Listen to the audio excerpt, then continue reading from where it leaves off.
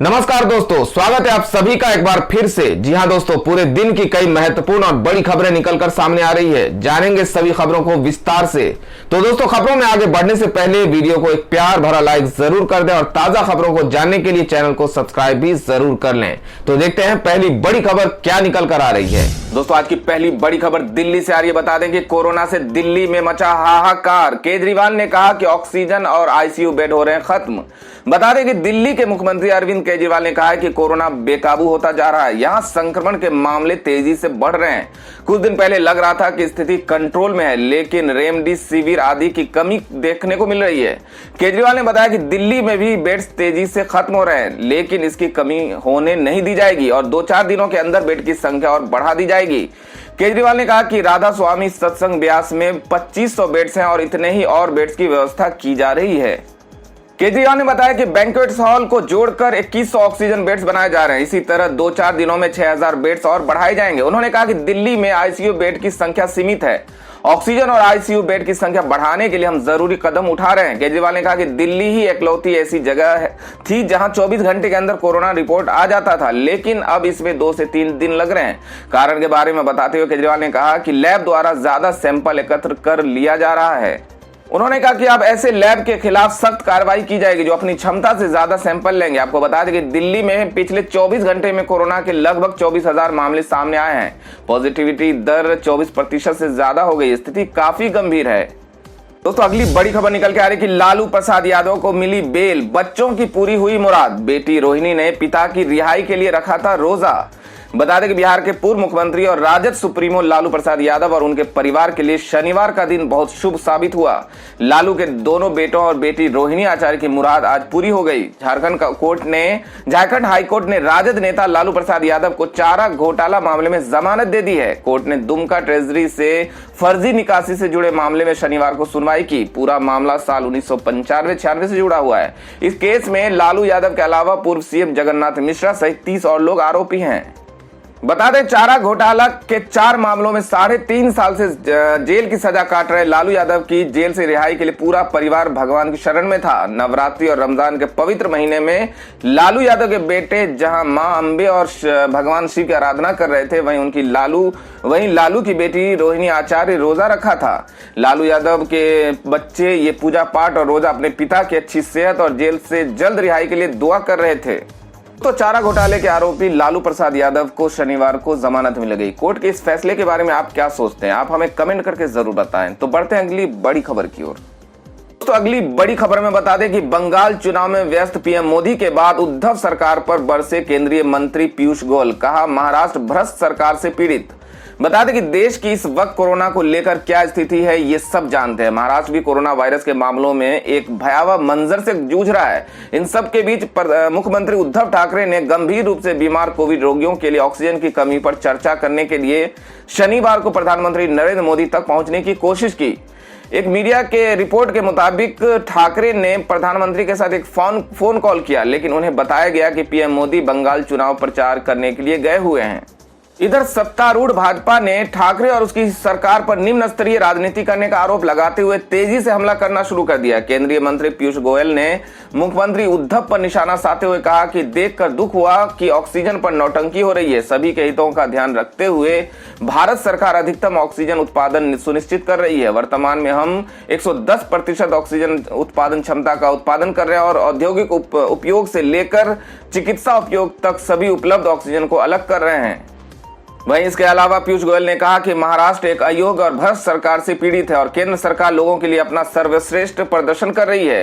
गोयल ने बताया कि भारत में महाराष्ट्र को अब तक सबसे ज्यादा ऑक्सीजन मिली है। आपको बता दें कि राज्य के अल्पसंख्यक मामलों के मंत्री नवाब मलिक ने इस पूरे घटनाक्रम की जानकारी देते हुए आरोप लगाया कि लोग मर रहे हैं और प्रधानमंत्री चुनाव में व्यस्त हैं। ऑक्सीजन आपूर्ति को लेकर पक्ष विपक्ष के बीच इस तरह के वाद विवाद के बारे में आप क्या सोचते हैं? आप अपनी राय, अपने सुझाव हमें कमेंट करके जरूर बताएं। तो बढ़ते हैं अगली बड़ी खबर की ओर। अगली बड़ी खबर निकल के आ रही है कि दिल्ली में वीकेंड कर्फ्यू शुरू होने के बाद साप्ताहिक बाजारों को लेकर चल रही है तैयारी। फॉलो करने होंगे ये नियम। बता दें कि केजरीवाल सरकार के पहले नाइट कर्फ्यू और फिर वीकेंड कर्फ्यू के फैसले के बाद तीनों नगर निगमों ने अपनी कुछ तैयारियां शुरू कर दी हैं। तीनों निगम के द्वारा वीकली बाजारों की लिस्ट तैयार कर ली गई है, जिसके तहत एक जोन में केवल एक मार्केट को ही लगने की अनुमति होगी। दक्षिणी निगम ने ऐसी 11 से अधिक मार्केटों को मंजूरी प्रदान की है। आपको बता दें कि दिल्ली में तीनों नगर निगमों में अलग अलग जोन आते हैं। सबसे अधिक 6 जोन उत्तरी निगम में शामिल है, वहीं दक्षिणी निगम में 4 व पूर्वी निगम में 2 जोन आते हैं। पूर्वी निगम के महापौर निर्मल जैन ने बताया कि सरकार के आदेश के बाद निगम ने तैयारियां शुरू कर दी है। सैनिटाइजेशन की प्रक्रिया के साथ साप्ताहिक बाजारों को अनुमति दी जाएगी, जिससे कोरोना के संक्रमण फैलने से रोका जा सके। बता दें कि साप्ताहिक बाजारों में हर स्टॉल की चौड़ाई व लंबाई 6 व 4 फीट से अधिक नहीं होनी चाहिए। साथ ही एक स्टॉल पर मालिक व एक हेल्पर की अनुमति होगी। वहीं बता दें कि साप्ताहिक बाजारों में अधिक से अधिक ग्राहकों को अपने घरों से कपड़े का थैला लाने के लिए कहा गया है। साप्ताहिक बाजारों में एक स्टॉल पर एक समय में केवल 2 ग्राहक ही मौजूद रह सकते हैं और जो ऐसा नहीं करेगा उसके खिलाफ कड़ी कार्रवाई की जाएगी। साप्ताहिक बाजारों को केवल 6 घंटे खुलने का समय दिया गया है। इसके तहत शाम 4 बजे से लेकर रात के 10 बजे तक दुकानदार बाजार लगा सकते हैं। इस दौरान उनको मास्क लगाना अनिवार्य होगा और स्टॉल पर सैनिटाइजर रखना होगा। तो अगली बड़ी खबर हरिद्वार से निकल के आ रही। बता दें कि हरिद्वार कुंभ में बढ़ रहा है कोरोना का साया। आज 175 साधु निकले पॉजिटिव। बता दें कि एक तरफ पूरे देश में कोरोना ने कोहराम मचा रखा है, तो दूसरी तरफ हरिद्वार में जारी कुंभ मेले पर भी अब वायरस ने शिकंजा और तेज कसना शुरू कर दिया है। जहां कुंभ मेले के दौरान ही निर्वाणी अखाड़े के महामंडलेश्वर कपिल देव का कोरोना से निधन हो गया था, वहीं शनिवार को सामने आई रिपोर्ट ने चिंता की लकीरों को और बढ़ा दिया है। हरिद्वार में कुंभ के बीच कोरोना संक्रमित साधु संतों का ग्राफ अब लगातार बढ़ता जा रहा है। हरिद्वार के मुख्य चिकित्सा अधिकारी के मुताबिक आज कुंभ मेले में भाग लेने वाले 175 साधु संत कोरोना पॉजिटिव पाए गए। वहीं कुल आंकड़ों की बात करें तो अभी तक 229 साधु कोरोना पॉजिटिव हो चुके हैं। कोरोना के बढ़ते कहर के बीच देखभाल और इलाज के लिए मेडिकल टीमों को तैनात किया गया। इसके अलावा साधुओं के RT-PCR टेस्ट लगातार किए जा रहे हैं। हरिद्वार के मुख्य चिकित्सा अधिकारी डॉक्टर SK झा के मुताबिक 17 अप्रैल यानी आज से प्रक्रिया को और तेज कर दिया गया है। तो हरिद्वार कुंभ मेले से आ रही इन खबरों के बारे में आप क्या सोचते हैं? आप अपनी राय अपने सुझाव में कमेंट करके जरूर बताएं। तो बढ़ते अगली बड़ी खबर की ओर। अगली बड़ी खबर मुंबई से आ रही है, जिसमें मुंबई मेयर का एक बड़ा बयान सामने आया है। उन्होंने कहा कि कुंभ मेले से लौटने वाले लोग कोरोना को प्रसाद के रूप में बांटेंगे। बता दें कि पूरा देश इस वक्त भयानक कोरोना संक्रमण की चपेट में आ चुका है। हालात यह है कि रोजाना 2 लाख से ऊपर नए केस दर्ज हो रहे हैं। रोजाना हजारों की संख्या में लोग इस घातक वायरस से दम तोड़ रहे हैं। इस बीच पीएम मोदी ने ट्वीट कर हरिद्वार में जारी महाकुंभ को प्रतीकात्मक ही रखे जाने की अपील की है। हरिद्वार में जारी कुंभ में कोरोना संक्रमण के बढ़ने से मामले बढ़ रहे हैं, जिस पर अब मुंबई मेयर किशोरी पेडनेकर ने भी अपनी प्रतिक्रिया देते हुए लोगों को चेताया है। लेकिन यही जैसा लास्ट दिल्ली में जो कार्यक्रम हुआ अपना मुस्लिम बांधवों का 27 लोग आने के बाद जो बढ़ गया, वैसे भी आज भी हर राज्य में ये लोग प्रसाद जैसा कोरोना बांटेंगे और बहुत ही हर राज्य इफेक्ट होगा। इसीलिए पंतप्रधान सम्माननीय मोदी सर ने जो ट्वीट किया है वो सही किया है। बंद होना चाहिए, लेकिन अभी बंद होने से हम बच नहीं सकते। अभी बचना है तो उनको सबको जिस राज्य में जाएंगे उनको खुद के पैसे से क्वारंटाइन करना चाहिए, उनका रिपोर्ट देखना चाहिए। मुंबई में भी हम यही सोच रहे हैं, ज़्यादा से ज़्यादा होटल्स उनको विलगी करने के लिए ले रहे हैं। हर एक ST डेपो, हर एक जिधर ज़्यादा से ज़्यादा टिकट देख के समझ में आएंगे किधर से आए तो उनको क्वारंटाइन करना। अभी तो कोई डर है कि कुंभ मेला लोग कहीं ना कहीं डर ही है। ये लोग अभी भक्ति मार्ग है, भक्ति तो होनी चाहिए, लेकिन अभी का टाइम शक्ति का है। अंदरूनी शक्ति खुद की बढ़ाओ, घर में बैठो, मास्क लगा दो, हाथ धो, भीड़ में मत जाओ, यही तो शक्ति है। तो जितने लोग आएंगे सबको क्वारंटाइन किया जाएगा, करना पड़ेगा। जो ट्रेस होगा उनको अपने फैमिली को बचाओ, यही अपनी देश सेवा होगी। जिस तरह से केसेस बढ़ रहे हैं। आपको बता दें कि कुंभ मेले से 5 दिन के अंदर 2000 से ज्यादा लोग कोरोना संक्रमित पाए गए हैं। तो कोरोना महामारी के बीच मुंबई के मेयर का इस तरह का बयान देना कितना उचित है? आप क्या सोचते हैं इस बारे में? हमें कमेंट करके जरूर बताएं। तो बढ़ते हैं अगली बड़ी खबर की ओर। तो अगली बड़ी खबर उत्तर प्रदेश से निकल के आ रही। बता दें कि यूपी में स्थापित किए जाएंगे 10 नए ऑक्सीजन प्लांट। सभी जिलों में बढ़ाई जाएगी कोविड हॉस्पिटल की संख्या। बता दें कि कोरोना वायरस महामारी के ग्राफ उत्तर प्रदेश में तेजी से बढ़ता जा रहा है। आलम यह है कि अस्पतालों में बेड्स और ऑक्सीजन के लिए मारामारी मची है। तो वहीं अब सीएम योगी आदित्यनाथ ने टीम 11 के साथ बैठकर कई अहम दिशा निर्देश अधिकारियों को दिए हैं। दरअसल प्रदेश में ऑक्सीजन की सप्लाई नियमित करने के लिए 10 नए ऑक्सीजन प्लांट की स्थापना करने के निर्देश दिए हैं। इसके अलावा सीएम ने कहा कि लखनऊ स्थित अवध शिल्पग्राम में नया कोविड-19 अस्पताल तैयार किया जाएगा। सरकारी अस्पतालों में इमरजेंसी सेवाओं को छोड़कर जनरल ओपीडी बंद रहेगी। इसके अलावा सीएम ने आरोग्य स्वास्थ्य मेले का आयोजन 16 मई तक स्थगित कर दिया गया है। सीएम ने निर्देश दिया कि खाद्य सुरक्षा एवं औषधि विभाग ने रेमडेसिविर इंजेक्शन पर्याप्त संख्या में उपलब्ध कराएगा।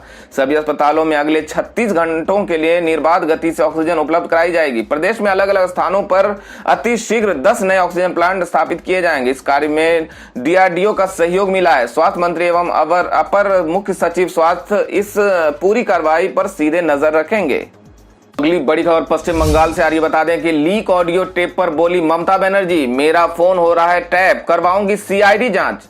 बता दें कि पश्चिम बंगाल में शनिवार को 5वें चरण के लिए मतदान हुआ, लेकिन उससे एक दिन पहले ममता बनर्जी का एक ऑडियो क्लिप लीक हो गया, जिसमें ममता बनर्जी कूच बिहार हिंसा में मारे गए लोगों के बारे में बात कर रही हैं। इसके तुरंत बाद बीजेपी मामले को शिकायत लेकर चुनाव आयोग के पास पहुंची। साथ ही ममता बनर्जी की पार्टी को कूच बिहार हिंसा के लिए जिम्मेदार ठहराते हुए कार्रवाई की मांग की।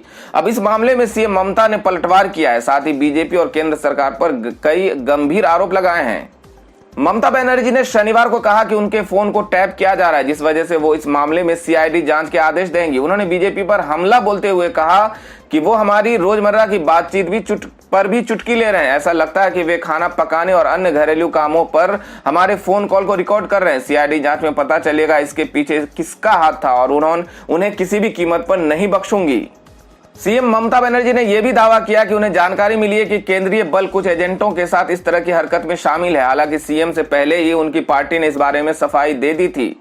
टीएमसी के मुताबिक ये ऑडियो ममता बनर्जी की नहीं है, इसके पीछे पूरी तरह से बीजेपी का हाथ है। दावा किया जा रहा है कि ऑडियो टेप में ममता बनर्जी शीतल कुची टीएमसी उम्मीदवार पार्थो प्रीतम रॉय से बात कर रही हैं। कॉल पर पार्थो से ममता ने कहा कि तुम शांत होकर वोट करो, मैं इस पर विचार करूंगी, मैं सभी सीआरपीएफ वालों को गिरफ्तार करवा दूंगी, अभी सभी के शवों को रखो, कल मैं वहां आकर शवों के साथ रैली करूंगी। इसके अलावा ममता बनर्जी पार्थो को सीआरपीएफ जवानों पर एफआईआर दर्ज करवाने और एसपी आईजी को फंसाने की बात कह रही हैं। अगली बड़ी खबर निकल के आ रही है कि अडानी ग्रुप को नोएडा में योगी सरकार ने जमीन की आवंटित, जाने क्या है प्लान।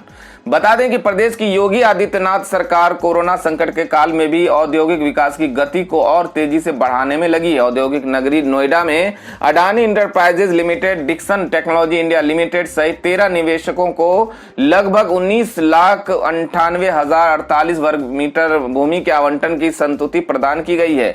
इससे नोएडा क्षेत्र में 3,870 करोड़ रुपए का पूंजी निवेश होगा और लगभग 48,512 लोगों को रोजगार के अवसर सुलभ होंगे। ये जानकारी औद्योगिक विकास मंत्री सतीश महाना ने लखनऊ में दी।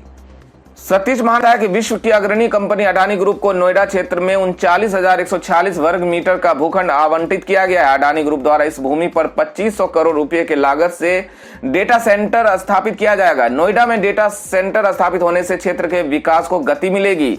साथ साथ प्रत्यक्ष रूप में 1160 और अप्रत्यक्ष रूप से बड़ी संख्या में लोगों को रोजगार के अवसर भी प्राप्त होंगे। तो अगली बड़ी खबर निकल के आ रही है कि सरकार का बड़ा फैसला, कोरोना के इलाज में सबसे कारगर दवा रेमडेसिविर इंजेक्शन के दामों में हुई भारी कटौती।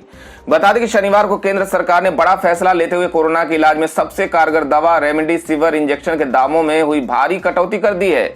सरकार ने यह निर्णय रेमडेसिविर इंजेक्शन की उपलब्धता और सामर्थ्य बढ़ाने के लिए चल रहे प्रयासों के संदर्भ में लिया है।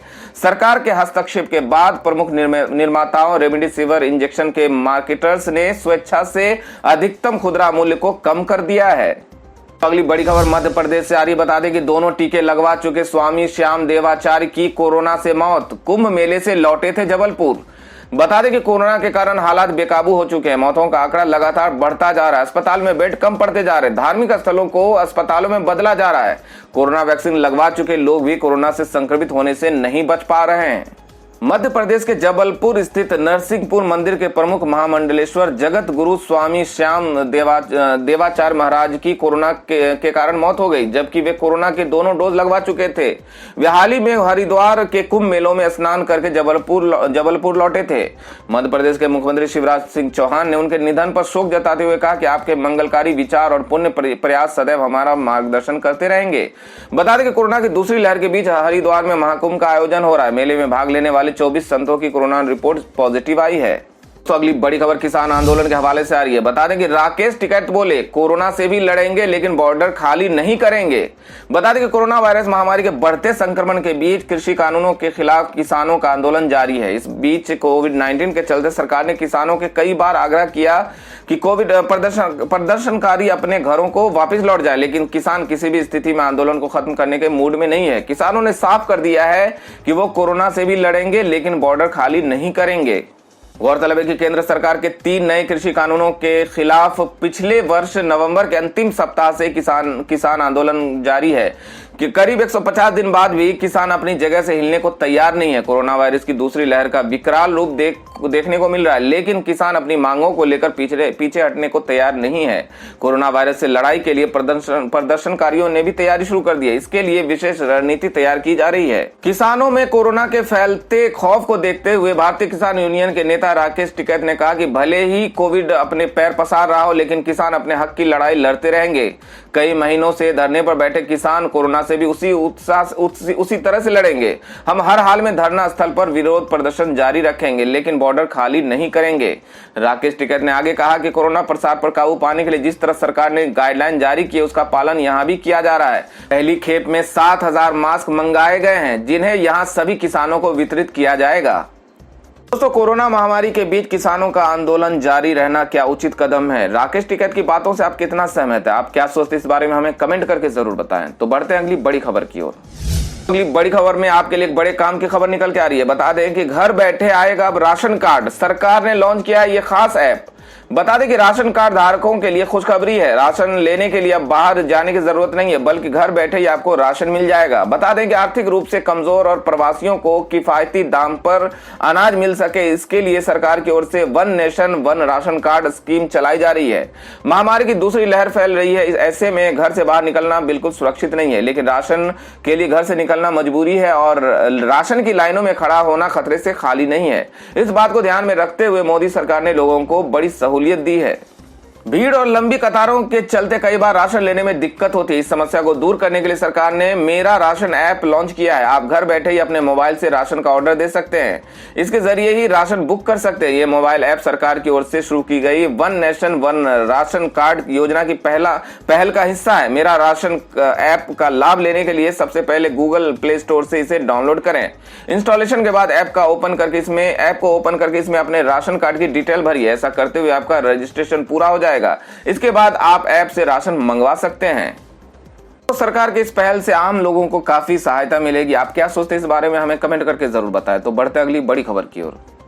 अगली बड़ी खबर निकल के आ रही है कि अभिनेता सोनू सूद हुए कोरोना पॉजिटिव। फैंस बोले जल्दी ठीक हो जाओ, देश को आपकी जरूरत। बता दें कि कोरोना वायरस महामारी के दौर में जिस बॉलीवुड सेलिब्रिटी ने गरीब, असहाय और प्रवासी मजदूरों की सबसे ज्यादा मदद की वो है सोनू सूद। लेकिन अब सोनू सूद को आप लोगों की दुआओं की जरूरत है, क्योंकि सोनू सूद का कोरोना वायरस टेस्ट पॉजिटिव आया है। शनिवार को सोशल मीडिया के जरिए उन्होंने इस बात की जानकारी दी। उन्होंने सोशल मीडिया पर इस बात की जानकारी देते हुए कहा कि कोरोना पॉजिटिव, दिमाग और जज्बा सुपर पॉजिटिव। सभी लोगों को बताना चाहता हूं कि मेरा कोरोना टेस्ट पॉजिटिव आया है। सुरक्षा के तौर पर मैंने खुद को क्वारंटाइन कर लिया है और अपनी पूरी देखभाल कर रहा हूं। लेकिन आप चिंता ना करें, ये मुझे आपकी समस्याओं को हल करने के लिए पर्याप्त समय देता है। मैं हमेशा आप सभी के लिए हूँ। वहीं सोनू सूद के फैंस ने उनके जल्द ठीक होने की दुआएं मांगी है। उनके एक चाहने वाले ने लिखा, आप जल्द ठीक हो जाएं। आप वास्तव में वो काम कर रहे हैं तो दिखाता है कि अभी इंसानियत जिंदा है। आपके साथ हमारी दुआएं, आप ख्याल रखिएगा, देश को आपकी जरूरत है। तो क्या आप भी सोनू सूद के फैन हैं? तो कमेंट करके हमें जरूर बताइए। तो बढ़ते अगली बड़ी खबर की ओर। तो अगली बड़ी खबर निकल के आ रही है कि फिल्म इंडस्ट्री ने मुख्यमंत्री से कर्फ्यू में मांगी राहत। हो रहा है करोड़ों का नुकसान, लाखों वर्कर मुश्किल में। बता दें कि कोरोना के बढ़ते मामलों को देखते हुए महाराष्ट्र में 15 दिनों का लॉकडाउन लगा दिया गया। इससे फिल्म, सीरियल और विज्ञापनों की शूटिंग पर भी रोक है।